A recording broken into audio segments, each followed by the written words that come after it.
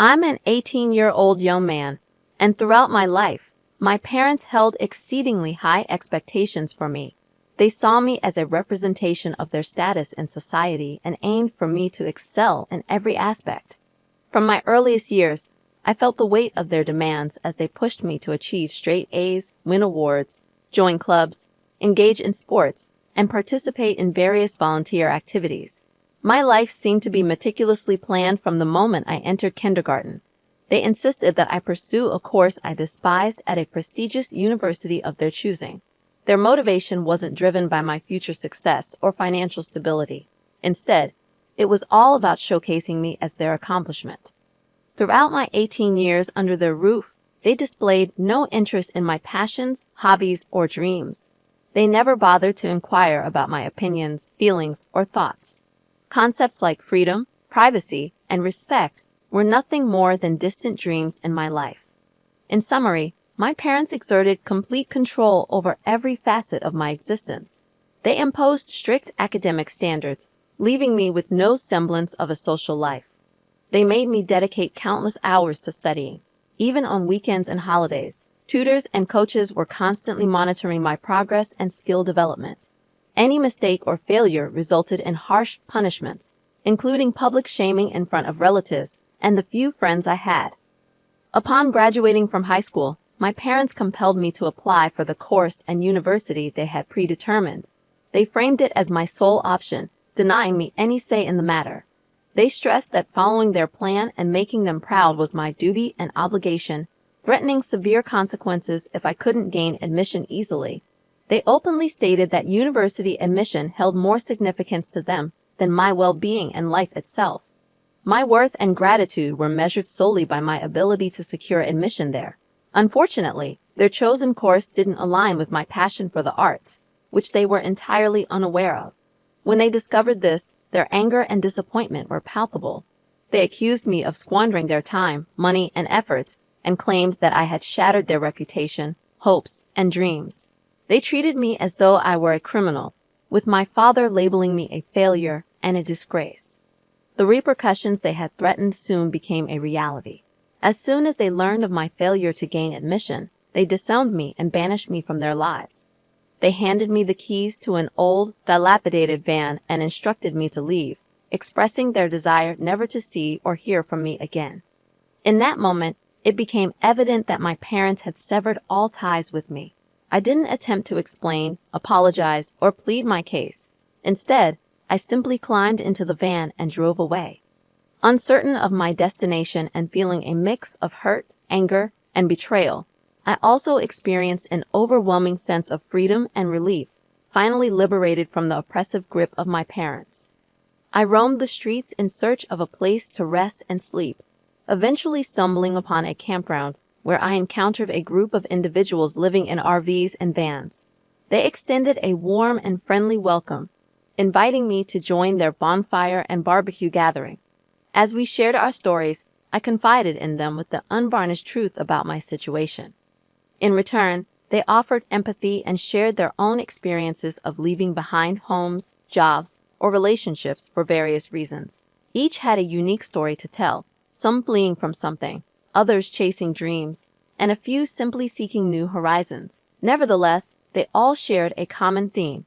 They were living life on their own terms.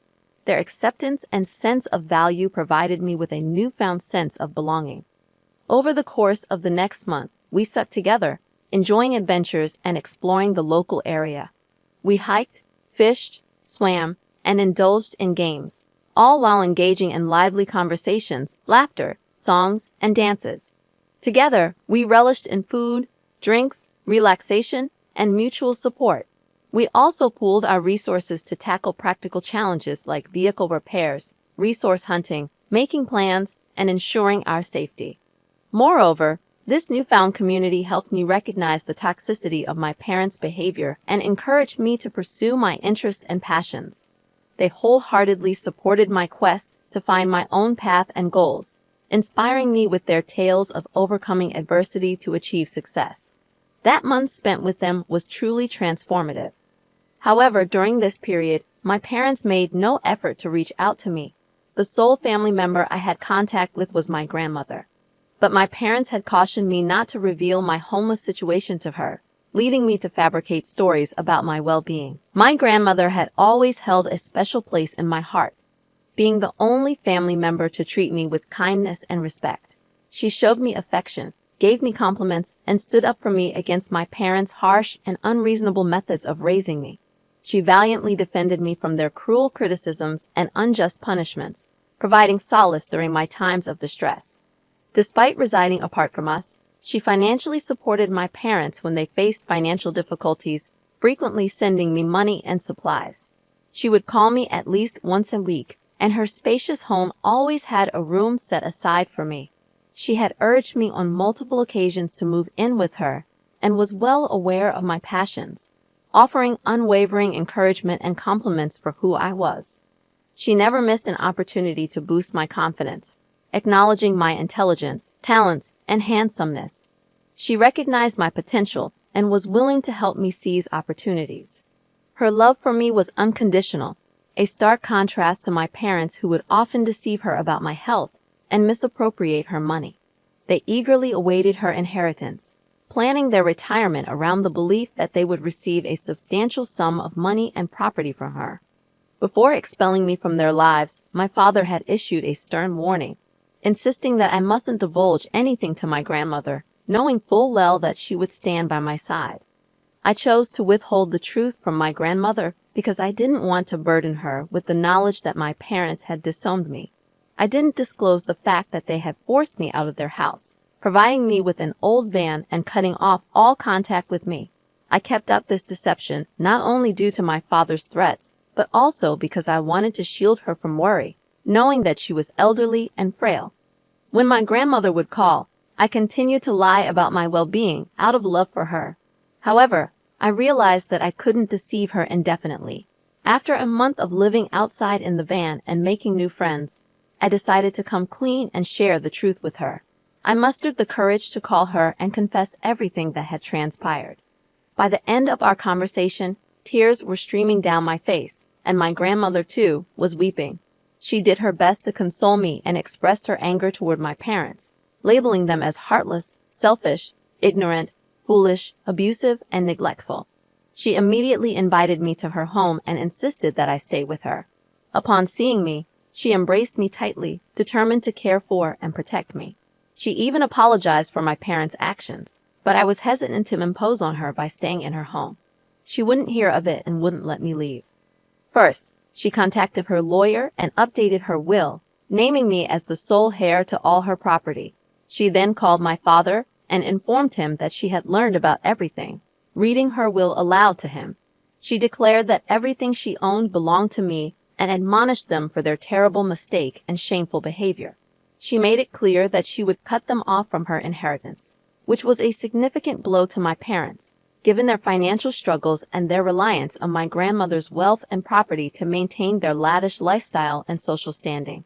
They had always expected to inherit everything from her upon her passing and had taken her generosity for granted. Subsequently, my father reached out to me, followed by my mother.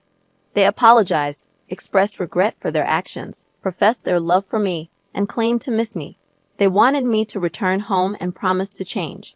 However, I saw through their intentions, recognizing that they were only trying to manipulate the situation to regain access to my grandmother's assets. In response, I laughed at their pleas and hung up the calls. I questioned whether I was being unreasonable for not granting my parents another chance. Despite my desire to continue my journey, my grandmother was opposed to it. She inquired about my academic aspirations and what I wanted to do with my life. My grandmother was well aware of my passion for art, so she suggested that I enroll in a community college in her locality. Despite my parents bombarding my phone with texts of apology, I hadn't made up my mind about forgiving them. My grandmother, however, made it clear that even if I chose to forgive them, she could never do the same for the harm they had caused me. 2 days ago, my mother sent me a photo of my father, claiming he was severely ill but refusing to go to the hospital unless I visited him. Both my grandmother and I sensed deceit in her message, but we decided to investigate. My grandmother, accompanied by her lawyer, planned to drive to my parents' home. If things went awry, she intended to intervene and rescue me. Following our plan, my grandmother visited my parents' home yesterday. Once inside, my mother snatched my phone, and my father locked me in a room. I had instructed my grandmother to wait for my signal, but when she didn't hear from me, she bravely approached the house with her lawyer.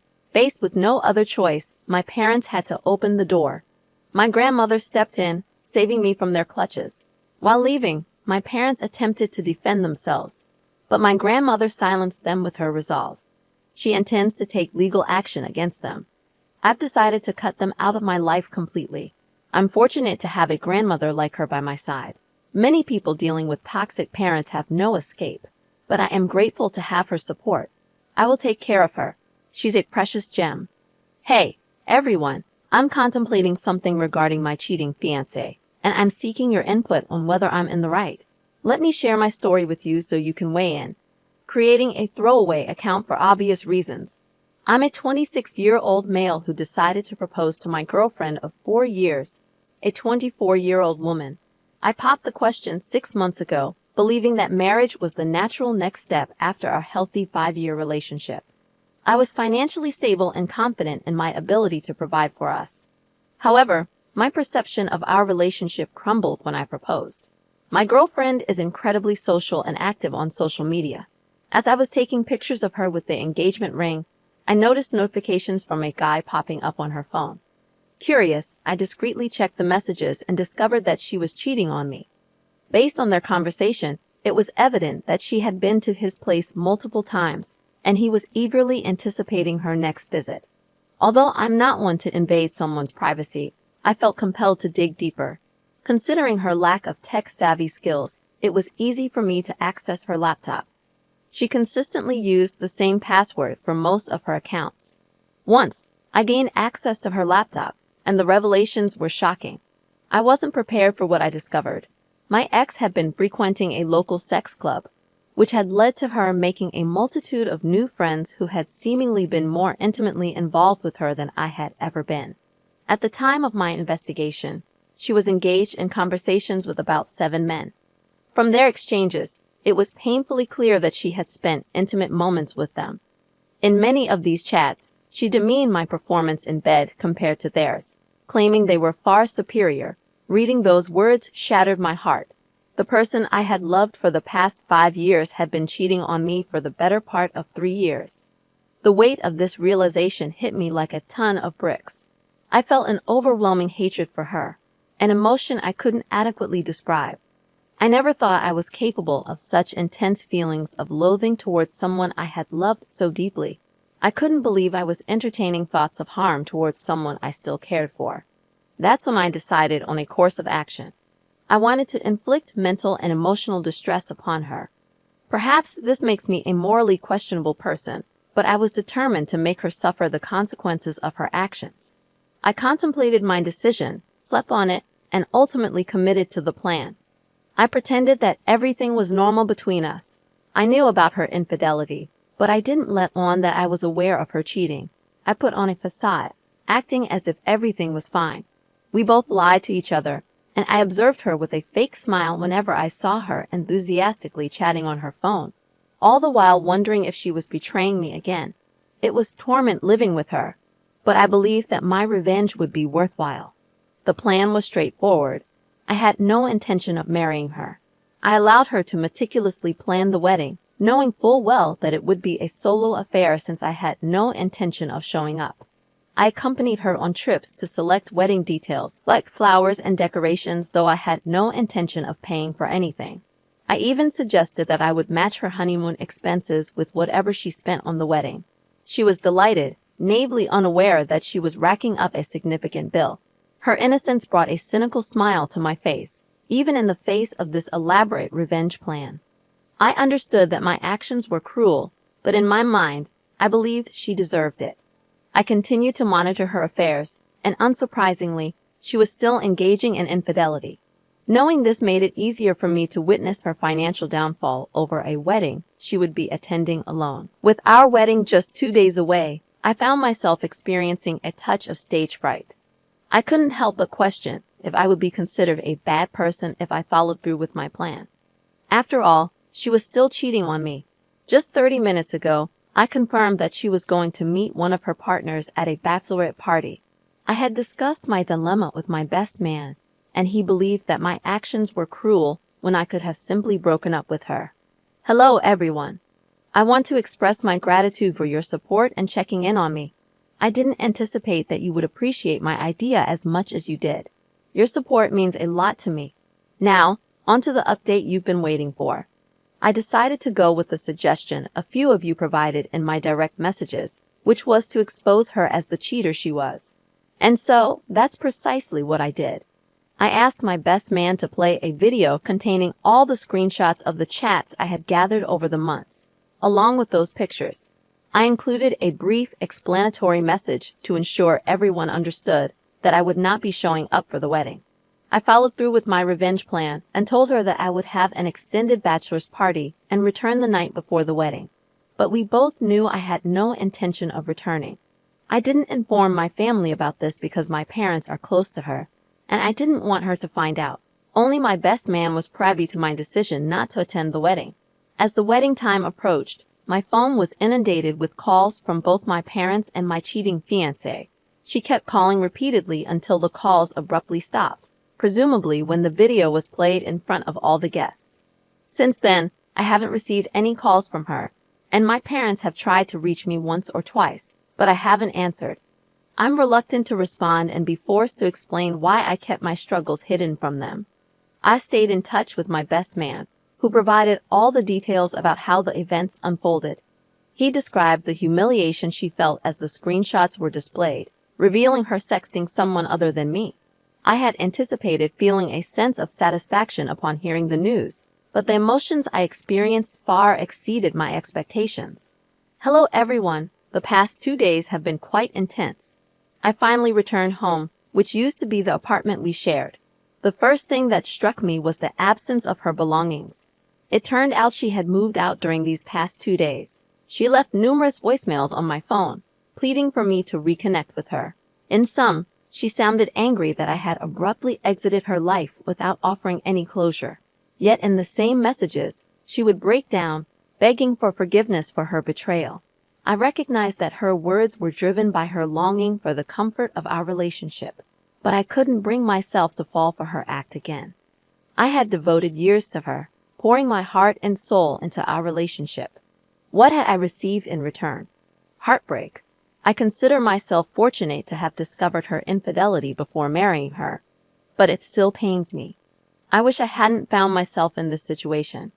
In the following weeks, various events unfolded, and that's why I couldn't respond earlier. My ex decided she wanted me to cover all the expenses she had incurred for her wedding since she hadn't received any refunds and was displeased about it.